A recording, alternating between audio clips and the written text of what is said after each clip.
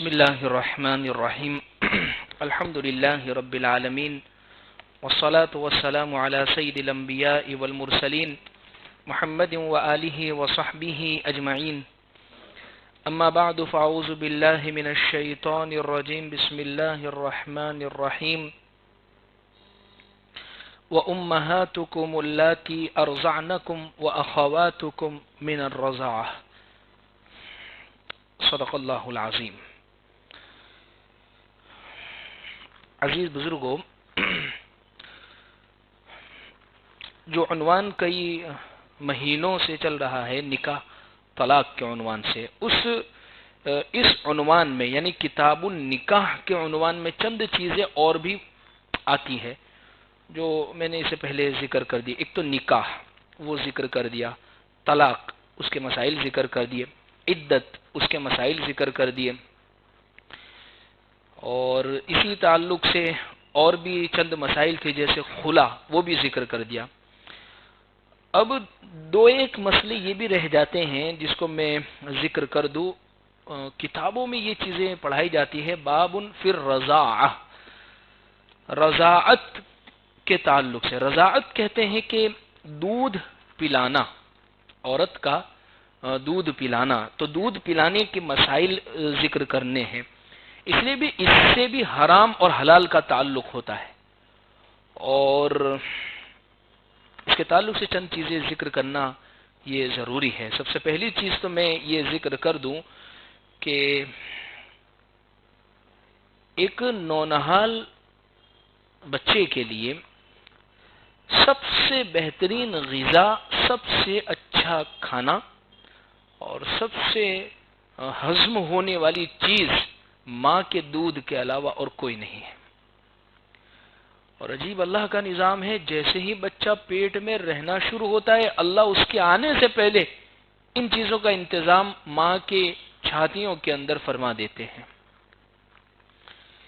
عرب کے اندر تو باقاعدہ چند عورتیں آیا کرتی تھیں باہر سے، اور وہ بچوں کو لے جاتی تھی دودھ پلانے کے لیے، جس کو کہتے ہیں رضاعت کے لیے۔ اس لیے ہم پڑھتے ہیں کتابوں میں کہ اللہ کے نبی صلی اللہ علیہ وسلم کی رضاعی ماں کون؟ تو ہم کہتے ہیں حضرت حلیمہ سعدیہ رضی اللہ عنہ۔ ماں کیسے؟ اس لیے کہ انہوں نے اللہ کے نبی صلی اللہ علیہ وسلم کو 2 سال تک دودھ پلایا۔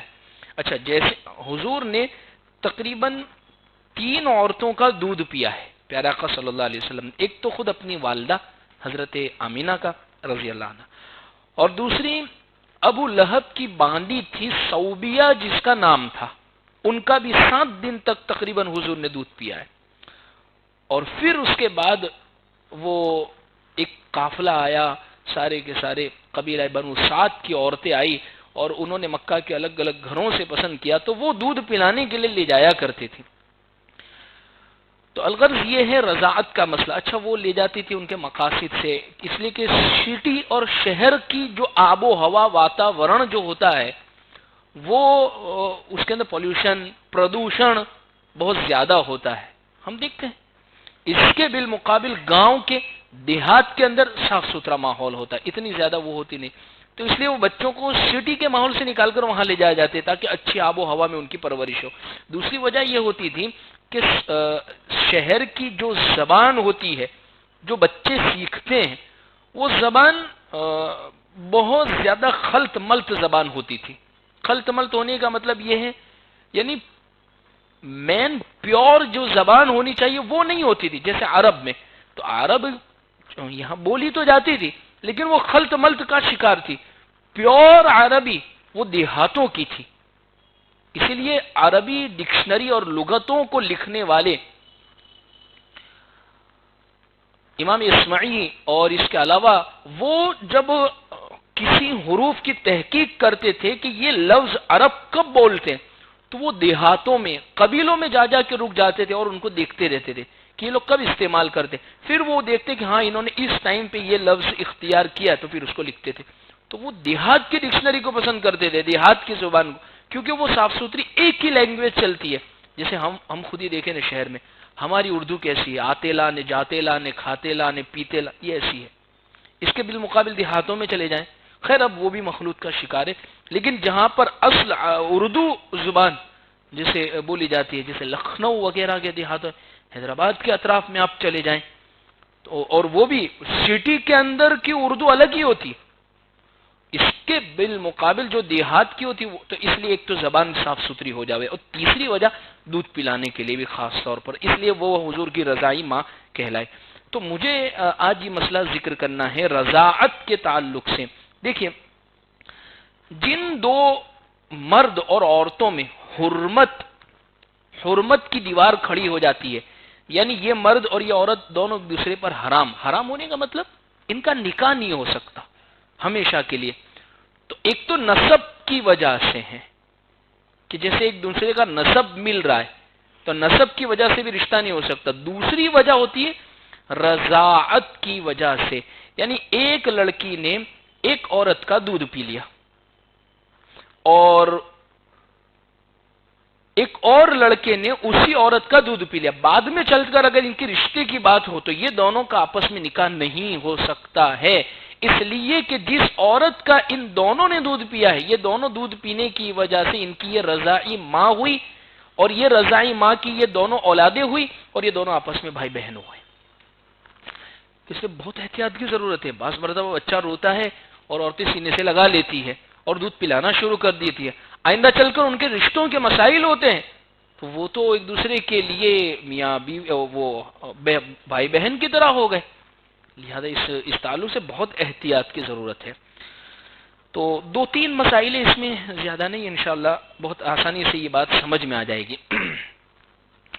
سب سے پہلی بات، دودھ کب پینا معتبر ہوگا؟ ایک بات، کتنی مقدار پیئیں گے بچے نے کتنا پیا جس کی وجہ سے اس پر حرمت ثابت ہوگی اور وہ اس کی رضائی ماں کہلائے گی، کتنی لمٹ میں کتنی مقدار میں یہ چیز پی ہے، تو یہ مسائل ہوں گے۔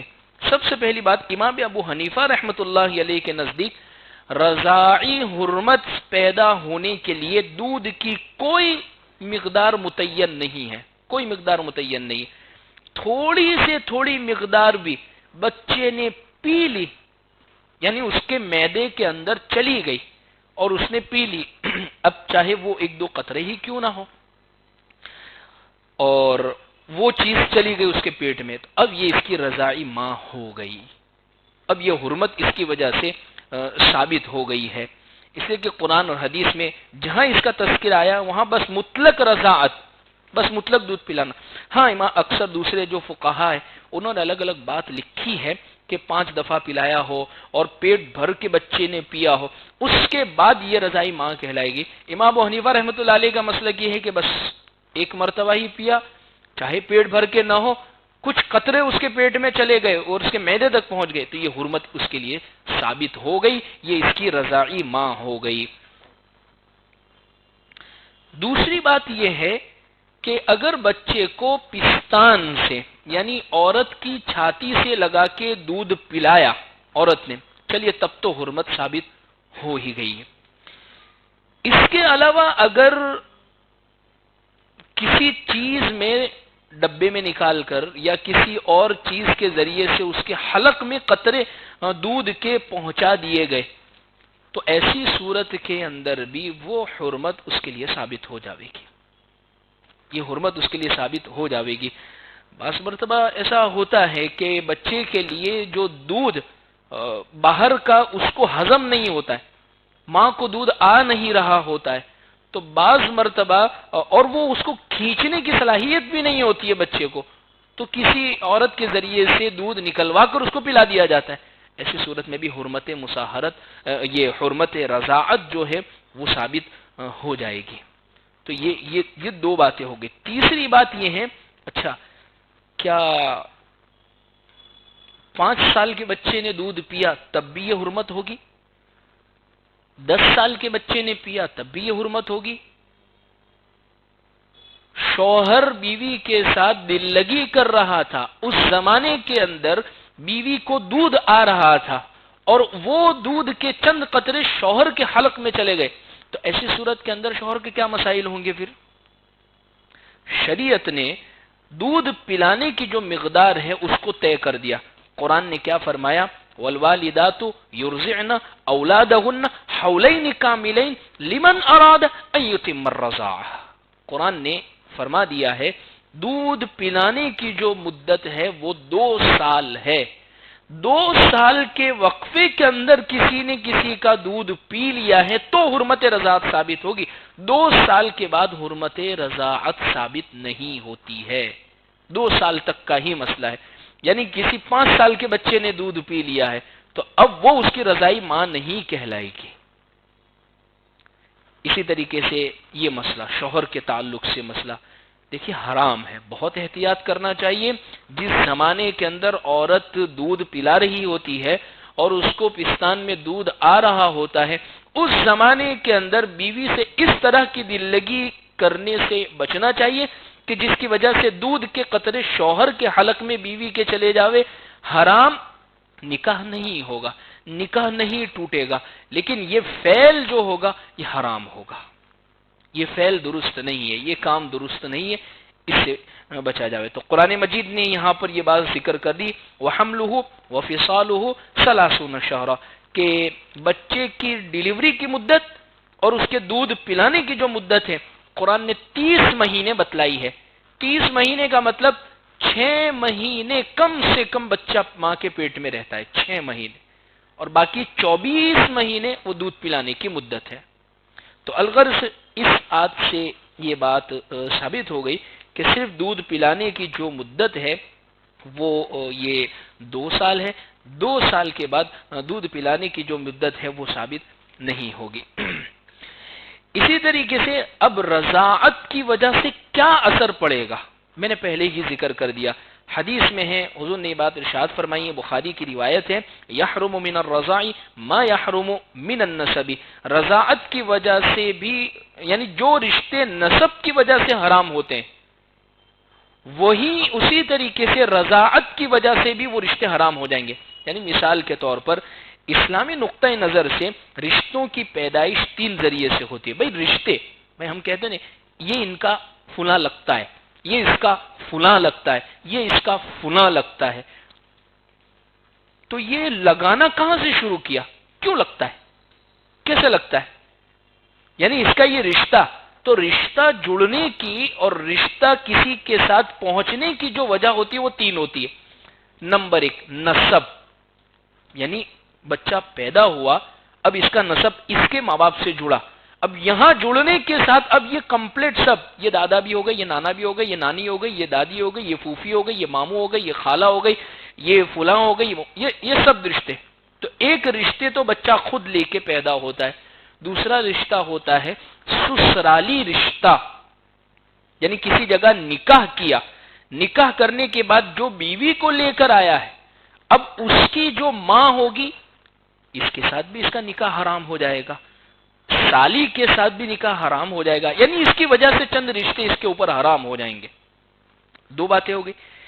تیسری بات یہ ہے دودھ پلانے کی وجہ سے بھی چند رشتے حرام ہو جاتے ہیں، اور وہ ہی رشتے جس طریقے سے نسب والے بھائی بہن ایک دوسرے کے ساتھ نکاح نہیں کر سکتے ہیں، اللہ بچاوے اس طریقے کے عمل سے، ورنہ چند مہینوں پہلے اخبار میں ہندوستان، پاکستان، بنگلہ دیش اور بر صغیر کی یہ رپورٹ نہیں ہے، امریکہ اور اس طرف کے، کہ 2 بھائی بہنوں نے خود ہی آپس میں نکاح کر لیا۔ کیوں؟ وجہ یہ ہے کہ اتنا مال ان کے والدین چھوڑ کر گئے تھے کہ اگر وہ کسی دوسری جگہ پر نکاح کرتے تو شاید کوئی باہر سے آنے والا ان کے مال کو ہڑپ لیتا، لہذا مال اندر ہی رہے، اس کی وجہ سے دونوں نے آپس میں نکاح کر لیا۔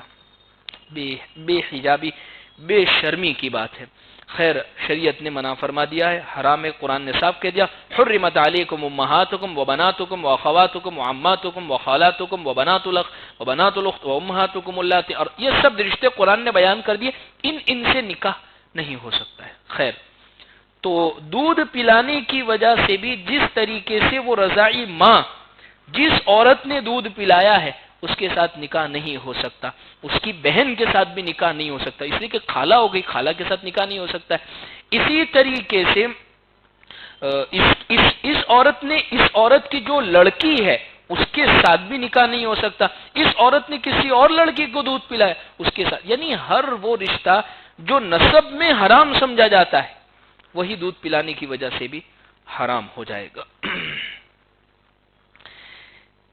لیکن یہ ثابت کیسے ہوگا؟ دیکھیں عام طور پر مطلب یعنی یہ تو پتہ چل ہی جاتا ہے. کوئی عورت کا ذکر کر دیتی ہے کہ بھئی ہاں میں نے اس کو دودھ پلایا، یا کوئی آدمی کہہ دیتا ہے کہ بھئی اس نے میرے بچے نے فلاں عورت کا دودھ پلایا. تو عام طور پر یہ اصل میں بعض مرتبہ ایسا ہوتا ہے کہ کسی جگہ پر جھگڑا ہو جاتا ہے اور کوئی عورت آ کر چلیے اچانک سے یہ کہہ دے کہ بھئی میں نے تو ان دونوں کو دودھ پلایا اور ان دونوں کا آپس میں نکاح ہوا، تو اس کی بات مانیں گے یا نہیں مانیں گے؟ شریعت کہتی ہے کہ رضاعت کی حرمت دو طریقوں پر ثابت ہوتی ہے. سب سے پہلی چیز شوہر اقرار کر لیوے، شوہر وہ خود اقرار کر لیوے کہ نہیں حقیقت میں اس نے دودھ پلایا ہے، ایک بات. یا دوسری چیز یہ ہے بینہ ہو، ثبوت ہو، دلائل ہو، گواہ موجود ہو اور گواہ ذکر کرے. اور گواہ کا مطلب یہ ہے کہ دو مرد گواہ ہو یا چار عورتیں گواہ ہو، یا کم از کم بعض فقہا نے ایک عورت بھی کہا ہے، اس لیے کہ ظاہر سی بات ہے دودھ پلانے والی وہ عورت ہے، تو اس معاملے کے اندر جو گواہی ہوگی وہ عورت کی زیادہ معتبر سمجھی جائے گی. اللہ کے رسول صلی اللہ علیہ وسلم کے زمانے میں حضرت عقبہ بن حارث رضی اللہ عنہ نے بنت ابی ایحاب سے نکاح کیا. دیکھیے اس زمانے میں یہ مسئلہ پیش آیا اور ایک کالی کلوٹی خاتون ایک عورت آئی اور وہ آ کر کہنے لگی، یہ دعویٰ کرنے لگی کہ میں نے تو ان دونوں کو دودھ پلایا ہے اور ان دونوں نے آپس میں نکاح کیسے کر لیا؟ حرام ہے ان دونوں کا نکاح کرنا. تو حضرت عقبہ کو جب پتہ چلا تو وہ اس خبر کو ماننے کے لیے تیار نہیں ہوئے. وہ کہنے لگے کہ نہیں یہ عورت جھوٹ بول رہی ہے یا کوئی مسئلہ ہے، ایسا نہیں ہو سکتا. اللہ کے نبی صلی اللہ علیہ وسلم کی خدمت میں جب یہ معاملہ گیا تو حضور نے بنت ایحاب کو اور حضرت عقبہ کو حکم فرمایا بہتر یہی ہے کہ آپ دونوں علیحدگی اختیار کر لے وے. ایک عورت کی گواہی لیکن وہ معتبر سمجھی گئی اس لیے کہ جو خود رضاعی ماں کہلائی جا رہے وہ خود آ کر کہہ رہی ہے، تو ظاہر سی بات ہے اس میں یہ معاملہ. تو اس لیے عزیز بزرگوں اس چیز میں بہت زیادہ احتیاط کی ضرورت ہے، بہت زیادہ غور و فکر کرنے کی ضرورت ہے. ایسا نہ ہو کہ بعض مرتبہ دیکھیے کوئی معمولی چیز نہیں ہے کہ بچہ رو رہا ہے تو اس کو سینا. عام طور پر پہلے یہ بہت زیادہ مسائل ہوا کرتے تھے، عورتیں گھروں میں کام کرتی تھی، بچے کافی تعداد میں ہوتے تھے. اب وہ نہیں ہے تو کسی عورت نے اپنے سینے سے لگا لیا اور اس کو چپ کرانے کے لیے دودھ پلا دیا. لیکن اب اس پر جو مسائل مرتب ہوتے پھر وہ معلوم کرنا ضروری ہے، اس لیے کہ جس عورت کو دودھ پیا وہ اس کی رضائی ماں ہو گئی. اب یہی عورت اپنی بیٹی کا رشتہ اس لڑکے کے ساتھ اگر کرنا چاہیں گے تو نہیں ہو سکتا، اس لیے کہ یہ تو رضائی ماں بہن ہو گئے. میں نے ایک مسئلہ اس سے چند ہفتوں پہلے مہینوں پہلے میں نے ایک مسئلہ ذکر کیا تھا دودھ پلانے کے حوالے سے. ان لوگوں کے تعلق سے میں نے یہ مسئلہ سمجھانے کی کوشش کی تھی کہ وہ لوگ جو کسی لڑکے کو یا لڑکی کو ایڈاپٹ کر دے، جن کے یہاں بچے پیدا نہیں ہو رہے ہیں یا پریشانی کی وجہ سے وہ کسی بچے کو ایڈاپٹ کرتے ہیں کہ بھئی ہمیں بچہ نہیں ہو رہا ہے، بڑی تمنا ہے، تو چلو ہم کسی کو لے پالک کر لیتے ہیں، متبنہ کر لیتے ہیں، گود لے لیتے ہیں بچہ جس کو ہم کہتے ہیں. تو ایسے مسئلے کے اندر چلیے گود لینا شریعت کے اندر جائز ہے، کوئی حرج کی بات نہیں ہے، لیکن پھر اب اس پر مسائل وہ سمجھنے کی ضرورت ہے. جیسے مثال کے طور پر اگر دو میاں بیوی نے کسی لڑکے کو یا لڑکی کو ایڈاپٹ کیا، گود لیا بچے کو، جب یہ بالغ ہو گیا لڑکا تو وہ عورت کے ساتھ پردے کے مسائل پھر کیا ہوں گے؟ یہ تو اجنبی عورت ہے، اس کے لیے کوئی اس کی ماں تھوڑی ہے، لے پالک ہونے کی وجہ سے ماں نہیں ہو گئی. اگر لڑکے لیے ہیں تو اس کے وہ جو مرد ہے جو آدمی ہے اس کے ساتھ پردے کے مسائل ہوں گے. تو میں نے ایک ہیلے کی شکل جو علماء نے لکھی ہے میں نے وہ بیان کی تھی کہ کوشش یہ کر لے کہ اس عورت جو ایڈاپٹ کر رہی ہے اس کی بہنوں میں سے کسی کو دودھ آنے کا زمانہ ہو وہ اس کو دودھ پلا دے، اس لڑکی کو جس کو ایڈاپٹ کرنا ہے یا اس لڑکے کو دودھ پلا دے. یہ دودھ پلانے کی وجہ سے اب یہ عورت اس کے لیے محرم ہو جاوے گی، یعنی خالہ کے درجے میں ہو جاوے گی. اب ظاہر سی بات ہے ایڈاپٹ کیا ہے تو کوئی مسائل نہیں، اب پردے کے مسائل اب اس کے لیے واقعی نہیں رہیں گے، اس لیے کہ یہ اس کی ماں جیسی ہو گئی ہے، خالہ ہو گئی۔ تو میں نے یہ ایک ہیلے کی شکل ذکر کی تھی۔ تو الغرض آج تو یہی مسائل تھے کہ وہ عورتیں جو بعض مرتبہ دودھ پلانے کی وجہ سے جو مسائل پیش آتے ہیں، اس حوالے سے میں نے یہ چند باتیں ذکر کی۔ اللہ تبارک و تعالی سے دعا ہے اللہ ہم تمام کو ان باتوں پر عمل کی توفیق عطا فرمائے۔